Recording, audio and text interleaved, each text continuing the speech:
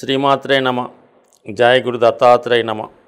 ఈ వీడియోలో మనం ఆగస్టు 1 నుంచి 31 మధ్యలో జరగబోయే మాస ఫలితాలు తులారాశి వారికి ఏ విధంగా ఉండబోతున్నాయి అన్న విషయాన్ని పరిశీలిద్దాం. మరి తులారాశి వారికి ఈ నెల ప్రారంభంలో ఉన్నటువంటి గ్రహస్థితి పరిశీలిస్తే పంచమ స్థానమందు శని వక్రి, విజయస్థానంలో రాహు, అష్టమ స్థానంలో కుజ గురులు, దశమంలో రవి, లాభంలో బుధ శుక్రులు, వ్యయంలో కేతువు. ఇది చాలా గ్రహాలు ఈ రాశి వారికి అనుకూలమైన స్థానంలోనే ఉండడం జరిగింది.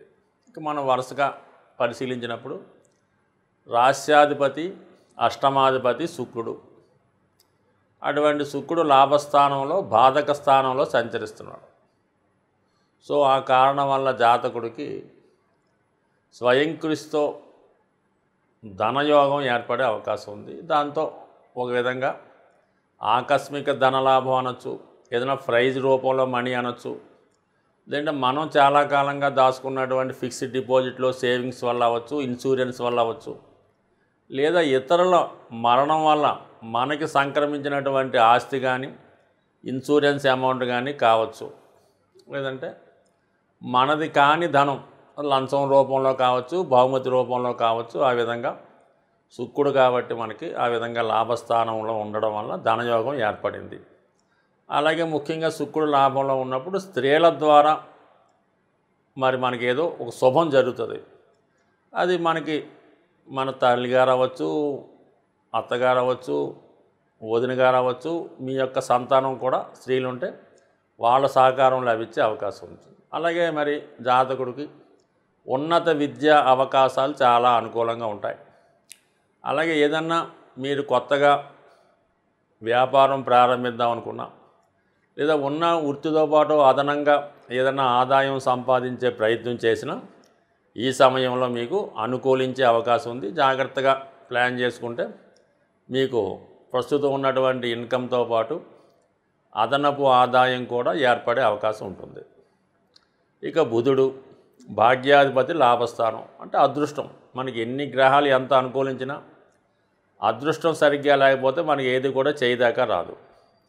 అటువంటి భాగ్యాధిపతి లాభస్థానంలో ఉంటూ రాష్ట్రాధిపతితో కలిసి ఉండడం వల్ల జాతకుడు గతంలో చేసుకున్నటువంటి పుణ్య ఫలితం ద్వారా లాభం కలిగే అవకాశం ఉంది. ఏదో ఒక శుభవార్త వింటారు. ఇది స్త్రీలకు ఇంకా అనుకూలంగా ఉండే అవకాశం అన్నమాట. ఈ రాశిలో ఉన్నటువంటి స్త్రీలకి సంతాన యోగం కానీ, వివాహం జరగడం కానీ, వివాహ సౌఖ్యం లభించడం కానీ, గతంలో ఉన్నటువంటి వివాహ సమస్యలు సాల్వ్ అవ్వడం మొత్తం మీద జరుగుతుంది. అలాగే తోడబుట్టిన వారు ముఖ్యంగా స్త్రీలు, అక్కజెల్లుల యొక్క సహకారం లభిస్తూ ఉంటుంది. ఈ లాభస్థానం చాలా బాగుంది. దాని తర్వాత రవి దశమ స్థానంలో దిగ్బలుడై ఉన్నాడు. ఆ కారణం వల్ల జాతకుడు వృత్తిలో చాలా క్రమశిక్షణతో, చాలా స్ట్రిక్ట్గా మేనేజ్మెంట్ క్వాలిటీస్ కలిగి ఉండి వృత్తి నిర్వహిస్తాడు. అలాగే వృత్తిలో ప్రమోషన్ కానీ అభివృద్ధి కానీ రావడం జరుగుతుంది.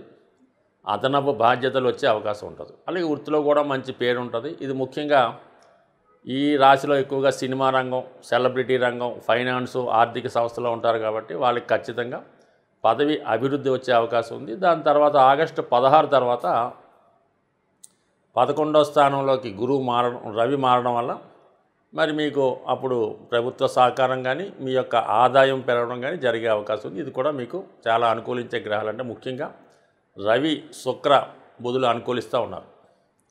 శని పంచమంలో వక్రించి ఉండడం వల్ల చాలా కాలంగా మీకు ఉన్నట్టే speculation, share market, easy money జోలికి ఎట్టి పరిస్థితుల్లో వెళ్ళొద్దు. ఏదైనా ఒక నిర్ణయం తీసుకున్నప్పుడు కావలసిన వారిని సంప్రదించి నిర్ణయం తీసుకోండి. ప్రేమ సంబంధించిన విషయంలో డిసప్పాయింట్మెంట్స్ ఉండే అవకాశాలు ఉన్నాయి. వివాహాలు లాంటి ఏమైనా కుదుర్చుకునే వాయిదా పడే అవకాశాలు ఉన్నాయి కాబట్టి దానికోసం ఒకసారి ఆలోచించి నిర్ణయం తీసుకొని తగు విధంగా జాగ్రత్త పడడం కూడా మంచిది. అంటే గతంలో కుదుర్చుకున్న సంబంధం కూడా ఏదో కారణం వల్ల వెనక్కి వెళ్ళిపోవచ్చు కాబట్టి దాన్ని ఆలోచించండి. అలాగే ఏంటంటే మరి ప్రేమ సంబంధించిన విషయాలు కూడా పోస్ట్పోన్ అవ్వడం కానీ, అది ఏదో విధంగా ఎడబాటు రావడం కానీ జరిగే అవకాశం ఉంది. మరి 4వ స్థానం మీద కూడా అర్ధాష్టమ శని ప్రభావం కొంతవరకు ఈ శని వక్ర గమనం వల్ల జరిగింది కాబట్టి దానికోసం కూడా మీరు ఖచ్చితంగా ఏదో ఒక మనసుకి కష్టం కలిగించే వార్తలు వినవలసి ఉంటుంది కాబట్టి సో అది ఒక ఇబ్బంది. రాహు 6వ స్థానంలో ఉండడం విజయ అవకాశాలు ఎక్కువగా ఉంటాయి. ఏదన్నా దీర్ఘకాలికంగా ఉన్నటువంటి కోర్టు సమస్యలు కానీ ఇవన్నీ కూడా సాల్వ్ అయ్యే అవకాశం ఉంది. న్యాయం మీ వైపు జరుగుతుంది. సాధారణంగా మీతో శత్రుత్వం పెట్టుకొని ఎవడు కూడా ఈ సమయంలో నెగ్గలేడు. ఇది ముఖ్యంగా ఏంటంటే సెలబ్రిటీ రంగంలో ఉన్నవాళ్ళు, ఎక్కువగా సినిమా ఫీల్డు, టీవీ మీడియా రంగంలో ఉన్న వాళ్ళకి ఖచ్చితంగా వాళ్ళ వృత్తిలో చాలా ప్రోత్సాహకరంగా ఉంటుంది. మీ యొక్క టాలెంట్కి తగినటువంటి ఉపాధి అవకాశాలు కూడా రావడం లభిస్తూ ఉంటుంది. ఇక అష్టమంలో కుజుడు గురువు, ఇది కొంతవరకు ధన విషయంలో అనుకూలంగా ఉన్నప్పుడు కూడా ఏదైనా ప్రమాదాలు జరగడం కానీ జరిగే అవకాశం ఉంది కాబట్టి, అలాగే హెల్త్ పరంగా ఎవరైనా కొద్దిగా డయాబెటిక్ సంబంధించింది, కిడ్నీ సంబంధించిన ప్రాబ్లమ్స్తో ఉన్నవాళ్ళు తగు విధమైన జాగ్రత్త తీసుకోవడం మంచిది. వృద్ధులు పెద్దవాళ్ళు ఎవరన్నా ఉంటే ప్రయాణాలు చేస్తున్నప్పుడు జాగ్రత్తగా ఉంటే మంచిది. ఏదో విధంగా అష్టమంలో ఉన్నటువంటి కుజుడు ఆకస్మికంగా ప్రమాదానికి కారణమవుతుంటాడు. అయితే గురువు ఉండడం వల్ల అంత పెద్దగా జరగకపోవచ్చు. ఏదైనా జాగ్రత్త తీసుకోవడం మంచిది. సాధారణంగా ద్వాదశ రాశుల వారికి కూడా ఎక్కువ సమస్యలు అన్నది రుణ సమస్యలు ఎక్కువగా ఇబ్బంది పడడం జరుగుతూ ఉంటుంది. ఆ రుణ సమస్యల పరిష్కారానికి మరి ఈ నెలలో మీకు చాలా సక్సెస్ఫుల్గా 100% జరిగే రెమెడీ ఒకటి మీకు చెప్పడం జరుగుతుంది. అది జాగ్రత్తగా మీరు చేయడం వల్ల ఈ రుణ సమస్యల నుంచి బయటపడే మార్గం కనబడుతుంది.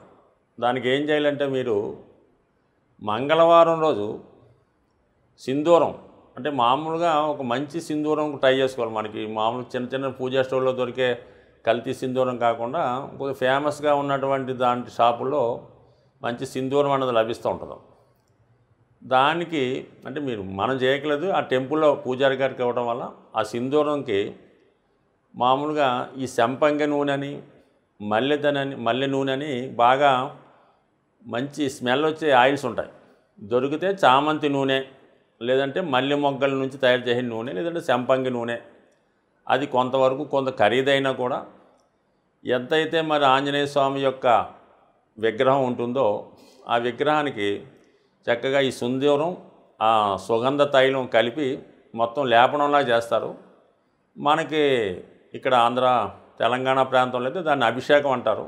ఆ విధంగా సింధూరంతో ఈ తైలం కలిపి ఆంజనేయ స్వామి విగ్రహానికి సంపూర్ణంగా అలంకరించడం వల్ల, అలంకరించిన తర్వాత తమలపాకుల మాల స్వామికి అర్పించిన వల్ల ఖచ్చితంగా మీకు దాని తర్వాత ఏం చేయాలంటే మీరు అది ఆలయమైనా బయట ఉన్నటువంటి ఆంజనేయ స్వామి ఆలయమైనా 108 ప్రదక్షిణలు చేయవలసి ఉంటుంది. ఎలాగా?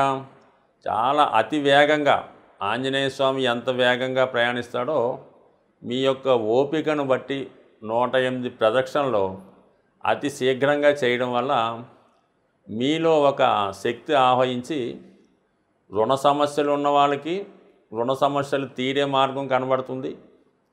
అలాగే ఉద్యోగ ప్రయత్నం కూడా దీనివల్ల ఫలించే అవకాశం ఉన్నది. సో ఇది స్త్రీలకు కొంతవరకు ఇబ్బందికరంగా ఉంటే, స్త్రీలైతే పౌర్ణమి రోజు పొద్దున్న నుంచి సాయంకాలం దాకా ఉపవాసం ఉండగలిగిన వారు ఉపవాసం, లేని వాళ్ళు ఏదైనా ఫ్రూట్స్ లాంటివి తీసుకొని, మరి పౌర్ణమి నాడు వెన్నెల ఎక్కువగా ఉంటుంది కాబట్టి వెన్నెల అంటే చంద్రోదయం అయిన తర్వాత వీలైతే మీరు తెలుపు రంగు వస్త్రాలు, మామూలుగా ట్రెడిషనల్ వస్త్రాలు అవ్వచ్చు, మామూలుగా మీరు లోకల్గా వేసుకున్నటువంటి పంజాబీ డ్రెస్ లాంటిది కూడా అవ్వచ్చు, తెలుపు రంగు వస్త్రాలు ధరించి అమ్మవారికి పాయసం నైవేద్యంగా పెట్టాలన్నమాట. పాయసం నైవేద్యంగా పెట్టి అదే వెన్నెల్లో కానీ లేదంటే అమ్మవారి దగ్గర లలితా సహస్రనామాన్ని సంపూర్ణంగా పారాయణ చేసి ఆ యొక్క ప్రసాదాన్ని కేవలం మీ యొక్క కుటుంబ సభ్యులు మాత్రమే సేకరించడం వల్ల కూడా మరి మీకు వివాహ సమస్య ఉన్నా, రుణ సమస్యలు ఉన్నా కంపల్సరీగా మీకు దాని నుంచి బయటపడే మార్గం కనబడే అవకాశం ఉన్నది. సో ఇది ఒకటి వివరంగా చేయండి.